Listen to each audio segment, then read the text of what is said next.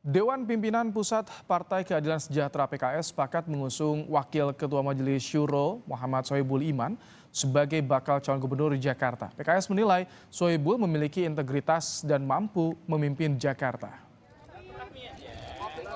Juru bicara PKS Ahmad Mabruri menyebut Presiden PKS Ahmad Syahiku sudah memberikan arahan agar mengusung kader sendiri di Pilgub Jakarta. Mabruri menambahkan cawagup pendamping Sohibul Iman masih menunggu komposisi koalisi yang akan terbentuk.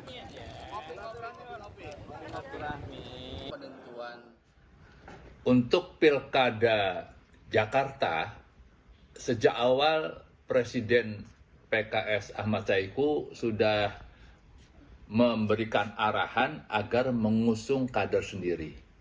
Nah, pada rapat kemarin kita sudah putuskan bahwasanya kita akan mengusung Muhammad Sohibul Iman, mantan Presiden PKS, mantan Wakil Ketua DPR RI, dan mantan Rektor Universitas Paramadina. Ketua Umum Partai Nasdem Surya Paloh membicarakan peluang Anies Baswedan maju di Pilgub Jakarta. Menurutnya keunggulan elektabilitas Anies masih mendominasi di berbagai survei. Surya Paloh menyebut Anies masih di ranking 1 di berbagai survei dibanding nama-nama lain yang disebut-sebut bakal maju sebagai bakal calon gubernur Jakarta. Menurut Paloh, komunikasi dengan Anies masih berjalan dengan intensif. Ia mengungkapkan baru saja bertemu Anies pekan lalu, tapi ia menekankan sampai saat ini Nasdem belum berikan rekomendasi dukungan untuk Anies.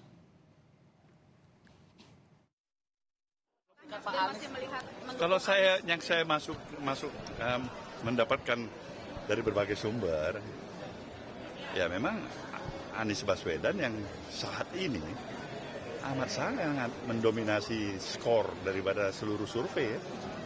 Rankingnya nomor 1. Meskipun dia saya pikir capek juga orang mau ngadapin dia di Jakarta ini. Meskipun akan diadu dengan Ridwan Kamil gitu maksudnya. Boleh-boleh aja kan nggak apa-apa. Bagusnya memang kalau Bung Ridwan juga mau kan, supaya ada keseimbangan dikit ya. Wakil Ketua Majelis Syuro Partai Keadilan Sejahtera Muhammad Sohibul Iman diusung menjadi calon gubernur daerah khusus Jakarta oleh partainya. Apakah ini upaya untuk PKS menaikkan tawaran politik partai terhadap siapapun yang tertarik berkoalisi dengan PKS?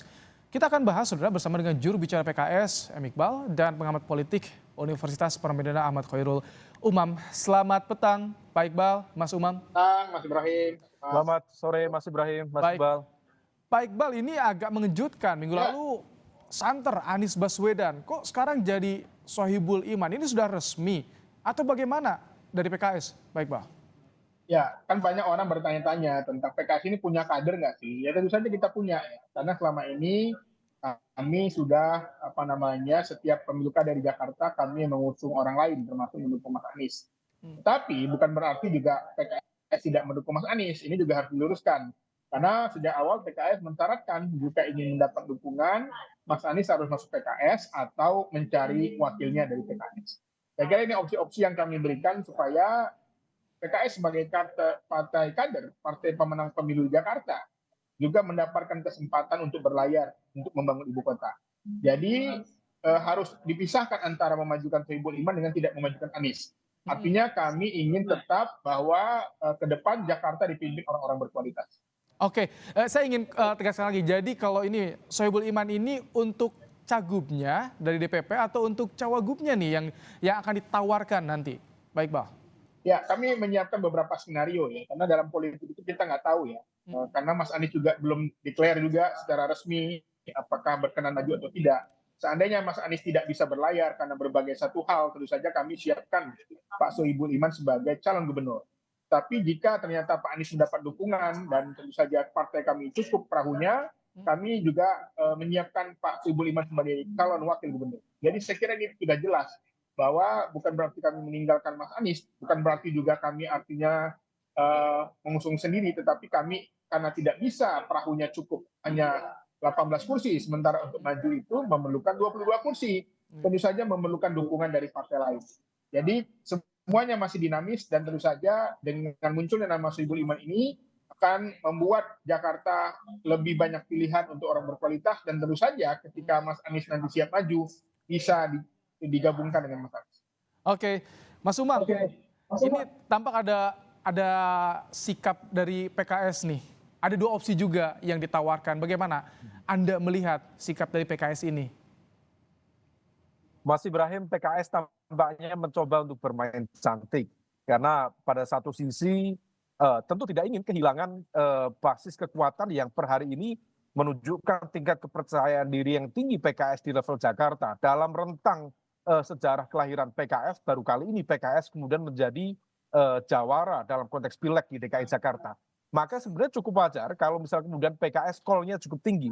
Meskipun mengusung Muhammad Sohibul Iman, Pak MSI kali ini, bukan berarti kemudian menjadi harga mati untuk meletakkan representasi PKS sebagai posisi calon gubernur. Tampaknya ini tetap menjadi sebuah kartu politik yang membuka bagi ruang kompromi dan negosiasi, karena memang per kali ini juga PKS tidak memiliki golden ticket.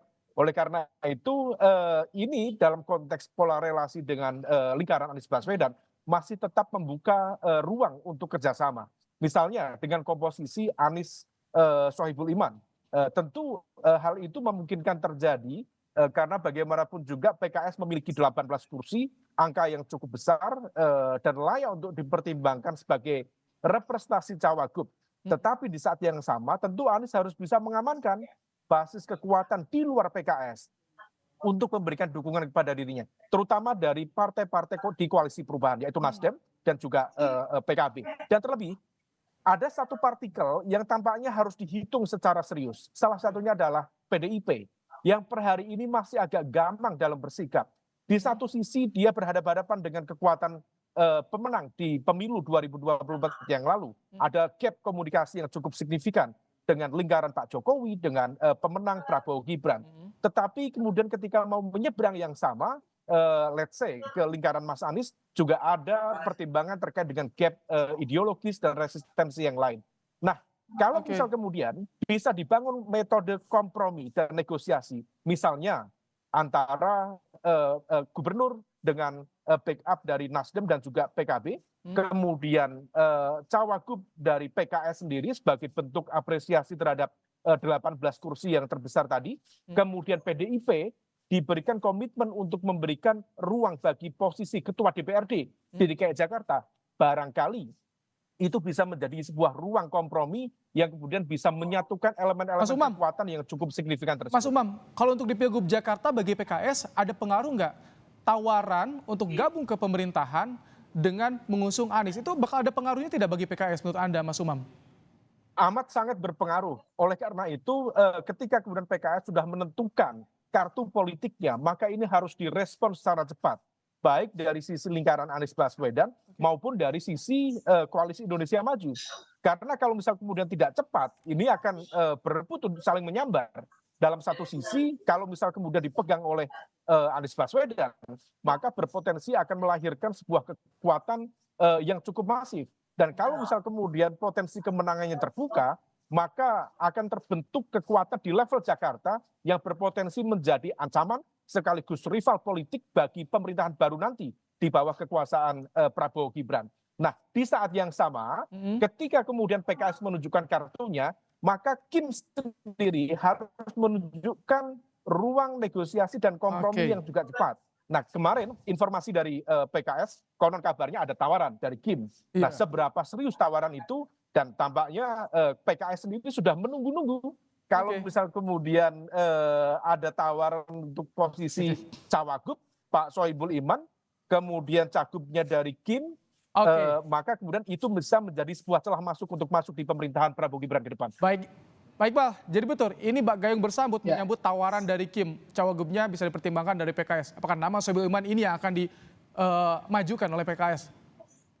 Ya, saya kira tidak sejauh itu juga. Karena kami memutuskan ini kan berdasarkan pertimbangan daripada kita menunggu-nunggu, karena Pak Anies juga belum mendapatkan perahu, kita juga perahunya nggak cukup. Tidak salahnya kalau kami juga memunculkan tokoh partai kami, senior kami, ideolog kami. Yang tentu saja ini juga berharap bisa bersinergi ke depan. Jadi harus dipisahkan antara memunculkan tokoh dengan menjauhkan dari Mas Anies, itu juga harus dipisahkan ya. Karena PKS dan Anies ini satu kekuatan yang luar biasa. Kita sudah merasakan bagaimana soliditasnya. Tetapi kami juga tidak ingin juga kami hanya digunakan sebagai perahu saja. Kami juga sebagai partai politik ingin kadernya juga mendapat kesempatan untuk berlayar. Saya kira kalau terjadi Anies Sohibul, saya kira itu jalan tengah yang terbaik. Oke, kalau Anies Sohibul, Mas Umam, bagaimana Anda kalau misalkan melihat kan basis dukungannya sama nih, Anies Baswedan dan juga PKS? Ya, kalau dari sisi ketokohan, rasa-rasanya memang memiliki komunikasi interpersonal yang cukup kuat. Ada political chemistry yang cukup kuat. Mas Anies itu adalah mantan rektor Universitas Paramadina. Pak Sohibul Iman juga mantan rektor Universitas Paramadina. Ada ruang komunikasi yang cukup intens. Tapi dengan parpol lainnya bagaimana? Karena kan PKS tidak bisa sendiri. Nah, kalau misal kemudian PKS sudah mengunci call-nya yang cukup tinggi dengan posisi sebagai cawagup, maka sudah menjadi tugas dan kewajiban sebagai cagup untuk memastikan mendapatkan dukungan yang lain, terutama dari partai-partai yang selama ini memiliki political chemistry yang kuat.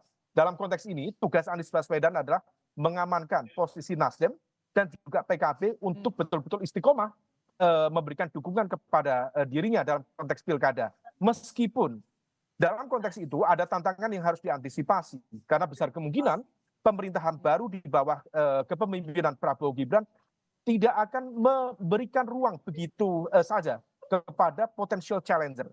Maka bisa saja Prabowo Gibran akan menggunakan hak vetonya dalam ruang negosiasi dengan Nasdem dan juga PKB dalam konteks pemerintahan baru, apakah akan memberikan dukungan kepada Anies Baswedan atau tidak. Karena impact-nya ini akan jangka panjang dalam konteks 2029 yang akan datang. Jadi PKS bagaimana komunikasinya dengan PKB, dengan Nasdem untuk bisa mengamankan nih barang di Jakarta ini, Pak Iqbal, untuk meyakinkan Ya, bisa saya kira Sohibul Iman? sudah ditangkap ya. Tadi barusan saya dapat dari media online kalau PKB setuju tuh kalau wakilnya Sohibul Iman, asal jangan Anies masuk PKS katanya. Ya, jadi Lebih berat, memang, lebih tidak setuju Anies masuk kader ya? Iya, saya kira banyak orang yang berharap begitu karena Anies ini milik bersama. Ya. Kita tidak ingin juga Mas Anies ini seperti ada calon lain, nanti maju gubernur dari partai A, nanti yang presiden partai B, pindah-pindah ya. Tapi ingin memang ke depan sinergi kerjasama ini berjalan dengan baik, tetapi kami juga punya hak ya, punya keinginan untuk bagaimana kader PKS ini juga diberi kesempatan untuk bisa maju di Jakarta. Oke, kalau gitu daya tawar bagi PKB, Nasdem itu bagaimana sih kalau misalkan menyetujui Sohibul Iman mendampingi Anies, Mas Umam? Apa yang mereka untungnya?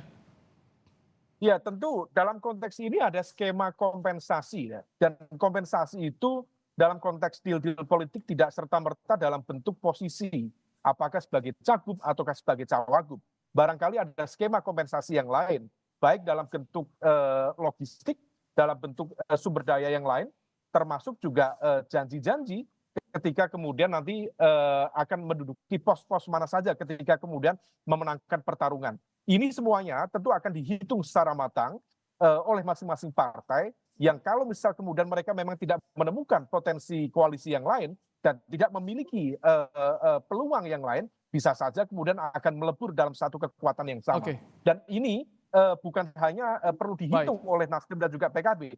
Yang salah satu paling urgent adalah bagi PDIP itu sendiri. Kemana kemudian PDIP akan menambatkan hati di pilkada Jakarta nantinya. Oke, Mas Umam, terima kasih untuk pandangannya. Pak Iqbal juga terima kasih telah bergabung di Kompas Petang sore hari ini.